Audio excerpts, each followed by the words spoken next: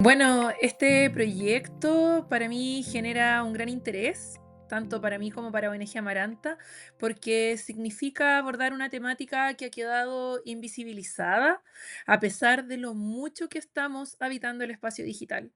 En este caso, para nosotras, hablar de violencias digitales es fundamental en la actualidad debido a que son manifestaciones de violencia física, psicológica, que ahora vemos trasladadas a este espacio virtual y que generan consecuencias en las personas, tanto efectos a nivel de salud mental, salud física también, y provocan en este caso sensación de indefensión y por sobre todo que el entorno no las entiende o no reconoce esto como una forma de violencia. Entonces, para nosotras que haya existido la voluntad, tanto entre organizaciones de la sociedad civil como diputados y diputadas, para poder levantar este proyecto y acompañarlo todos los años que lleva ya desde su presentación, que fue en el año 2020, para nosotras es fundamental. Y es fundamental abordarlo, conversarlo y por sobre todo actualizarlo, entendiendo también que las tecnologías avanzan muy rápido y también las formas en que se puede violentar a través de estos espacios también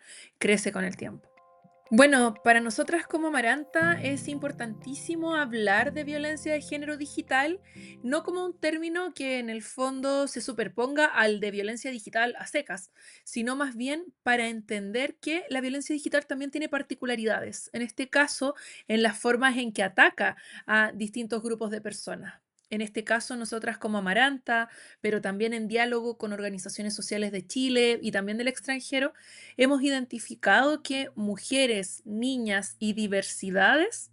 en el espacio digital viven mayor cantidad de violencia y además un tipo de violencia en específico que va mucho más ligado a lo íntimo y a lo sexual. Por lo tanto, de ahí viene también nuestra posición política en este caso de siempre enunciar también que existe violencia de género digital.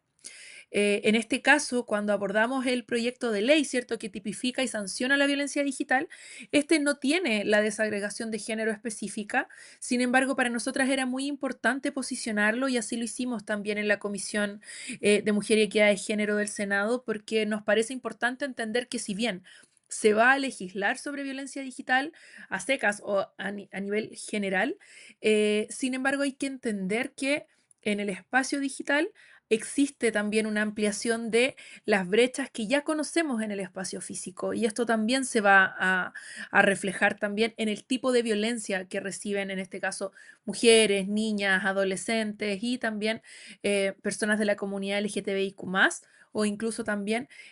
cómo opera esta violencia en sus propios cuerpos, donde se les niega la identidad, donde se promueven discursos de odio, y también donde existe mucha vulneración a nivel íntimo, donde los ataques no caben en, por ejemplo, una idea o un pensamiento, sino más bien en el cuerpo de quien lo dice. Y en este caso nos referimos también a entender que dentro de la violencia digital, lo que nosotros hemos identificado también como Amaranta es que existe mucha violencia íntima que se traspasa a este espacio. Entonces, como lo decía hace un rato, la violencia física y psicológica encuentran otro lugar donde se amparan y es por eso que para nosotras también es fundamental hablar de que esta también es una temática de género y que también hay que investigarla y hay que entender este tipo también de violencias con este componente porque así podemos entregar mayor apoyo a las víctimas, podemos hacer también mayores y mejores campañas de comunicación y de alfabetización digital donde además ya existe una brecha de acceso a las tecnologías, en este caso por parte de mujeres y diversidades sexogenéricas. Y por lo mismo también nos parece importante abordar este concepto en lo particular. Entiendo que en este proyecto de ley no se abordará de esa manera, pero también va apalancado a otras leyes que ya conocemos. Por ejemplo, la ley, ¿cierto?, que se promulgó finalmente el año pasado después de mucho, mucho trabajo, que tiene que ver con la violencia hacia mujeres y niñas, por ejemplo. Entonces, para nosotras es importante hacer esta distinción entendiendo que necesitamos más y mejores recursos para investigar este tipo de violencia y también generar mejores estrategias de reparación para las víctimas y también entendiendo qué pasa con los victimarios. Por ejemplo, cuando abordamos la violencia digital en ambientes escolares, qué pasa con los jóvenes que también cometen este tipo de hechos, que agreden a sus compañeras, que generan imágenes de ellas, por ejemplo, adulteradas con inteligencia artificial. ¿Qué hacemos en esos casos? ¿Cómo reinsertamos también a las personas que cometen este tipo de violencias a la comunidad? Y para eso se necesita un trabajo mancomunado entre la sociedad civil, el Estado, los organismos, en este caso públicos, los ministerios, pero también, ¿cierto?, de todas las personas a nivel país. Entonces, por lo mismo, para nosotras es una conversación importante y hacemos siempre la distinción, porque además nosotras nos hemos dedicado a investigar específicamente la violencia digital, en este caso con este componente de género, y ahora también más recientemente hacia comunidades de personas con discapacidad, en este caso con mujeres sordas. Mira, esta es una pregunta súper interesante porque siento que todos los proyectos de ley siempre son mejorables, ¿cierto? Lamentablemente sabemos que ha pasado mucho tiempo ya de la discusión desde que surge el proyecto, que surge además en plena pandemia, cuando también la comunidad se empieza a dar cuenta de lo importante que es el espacio digital también en nuestras vidas y las consecuencias que tiene vivir violencia precisamente en ese tipo de espacios. En la actualidad, yo creo que cosas que se podrían mejorar del proyecto, una tiene que ver con la incorporación de las deepfakes o en este caso también, que es cuando en el fondo se crea una imagen creíble, adulterada mediante inteligencia artificial, que aluda, por ejemplo, a tu cuerpo y a tu intimidad sexual. Creo que eso también es importante porque es un tipo de violencia que va en aumento. Y me parece importante también hacer la distinción del tipo íntimo o sexual, porque finalmente no queremos restringir la sátira política, por ejemplo, o lo que se puede hacer en el marco de la libertad de expresión, sino más bien en cuando pasa a llevar, ¿cierto?, la intimidad y la indemnidad sexual de una persona. Y por otro lado, también nos parece fundamental que si bien no está incorporado en el proyecto, se vuelva a hablar a nivel también legislativo y a nivel también de congresistas sobre lo que hay que hacer después finalmente de que este proyecto, ¿cierto? Esperamos que se apruebe, que es todo el trabajo de sensibilización, de acompañamiento y también de formación, por ejemplo, a las policías y al Ministerio Público para lograr identificar también este tipo de violencias y cuando este tipo de violencias digitales también encierran algo más. Nosotras como Amaranta hemos hecho muchas formaciones a distintos equipos de trabajo, mostrándoles también cómo a través de la violencia digital o de una denuncia sobre violencia digital podemos pesquisar otras violencias que a lo mejor pueden estar poniendo en riesgo la vida de una persona. Y eso también es fundamental identificarlo porque en la actualidad no pasa. A veces a Amaranta nos llegan casos particulares donde nos dicen, sí, acudí a la policía de investigaciones, me mandaron de vuelta a la casa, me dijeron que esto se solucionaba si bloqueaba a la persona o al sujeto, pero este sujeto es mi expareja, conoce todos mis movimientos, sabe todo lo que hago. Si bien la amenaza no es explícita a nivel digital, sí está acechando y monitoreándome en todo momento. Entonces, ¿qué hago al respecto? Entonces, eso también nos parece fundamental. En este caso también formar a los equipos, tanto de las policías como de fiscalía, Ministerio Público, entre otros, para también lograr identificar estas violencias y cuando suponen un riesgo mayor.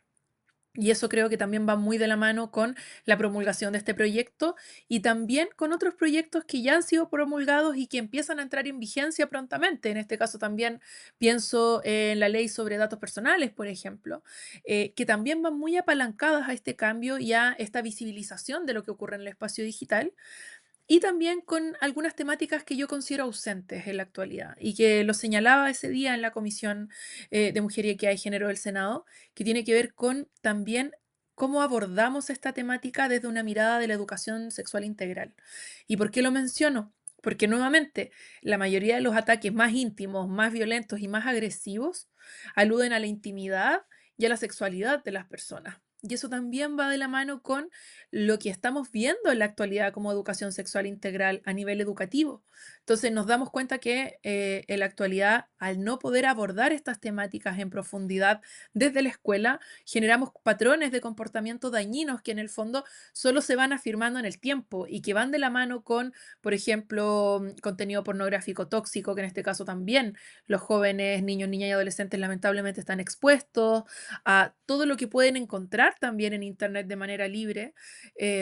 y que esto además va de la mano con una educación deficiente en la temática de sexualidad. Entonces, lamentablemente se genera un caldo de cultivo para que este tipo de situaciones proliferen y además aumenten. Entonces, nos parece fundamental que si bien el proyecto en sí lo encontramos sólido y es un primer paso para empezar a abordar este tipo de violencia, también es importante hablar del componente social y de qué vamos a hacer a nivel educativo también para, en este caso, evitar sobrepoblar de denuncias sobre violencia digital, que probablemente es lo que va a pasar en un principio, y cómo vamos trabajando en estrategias de prevención. Y ahí la educación sexual integral es clave. Sí, me parece fundamental incorporar también que necesitamos más estudios con perspectiva de género, que necesitamos más académicas, que necesitamos más educadoras y también más abogadas que se quieran formar en estas temáticas. En la actualidad, abordar las violencias digitales con un componente, en este caso integral, es fundamental. Y ahí hacen falta muchas manos y mucho apoyo todavía tanto en el financiamiento, que lamentablemente es algo que como organizaciones sociales hemos visto mermado en el último tiempo, pero también desde el ámbito de la investigación, desde la acción. En este caso, nosotras trabajamos desde la educación popular también con estas temáticas, acercándolas a la ciudadanía y formando comunidades resilientes frente a la violencia, y en este caso frente a la violencia digital, donde hemos tenido harto trabajo también con las comunidades de padres y apoderados, también con las comunidades, ¿cierto?, que en el fondo cuidan a niños, niñas y adolescentes que también viven violencia digital,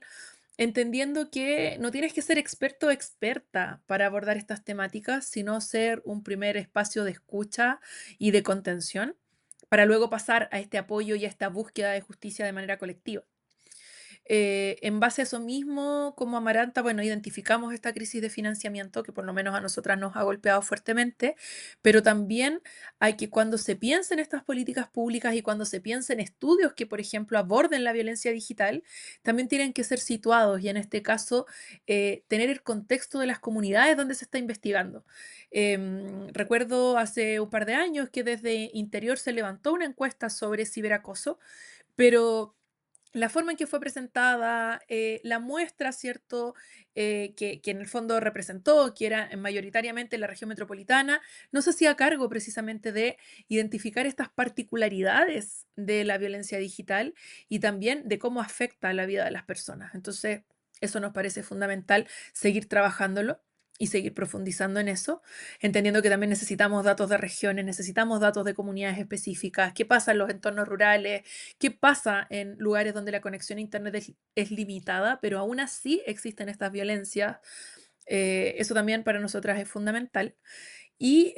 creo que en eso es nuevamente necesario tener esta discusión y esta conversación a todo nivel, que se converse en las escuelas, en las universidades, en los espacios laborales también, y que fue una conversación que se dio harto en el periodo de la pandemia, cómo lo digital también nos terminaba agotando, cansando, sobrepasando en muchos casos. Y ahí también entra mucho la violencia digital, ¿cierto? Y cómo podemos identificar cuando alguien la está viviendo. Así que creo que esos también son llamados de atención y de alerta importantes y entender que tanto nuestras cifras acá como NG Amaranta y que compartimos con otras organizaciones de la sociedad civil, más estadísticas que hemos obtenido de Argentina, México, Bolivia, Europa también, de Sudáfrica, entre otros países y continentes, identificamos que cerca del 68-70% de las personas que habitan el espacio digital ya han vivido alguna manifestación de violencia alguna vez. Entonces es importante aprender a nombrarlas, aprender a identificarlas y también saber qué podemos hacer para protegernos por un lado y por otro lado qué hacer cuando estos ataques son graves y también afectan, ¿cierto?, a nuestra intimidad y qué podemos hacer al respecto. Y ahí yo creo que Es fundamental nuevamente que se apruebe este proyecto de ley y que después sigamos trabajando en más herramientas y mejores herramientas educativas y por otro lado de prevención y contención.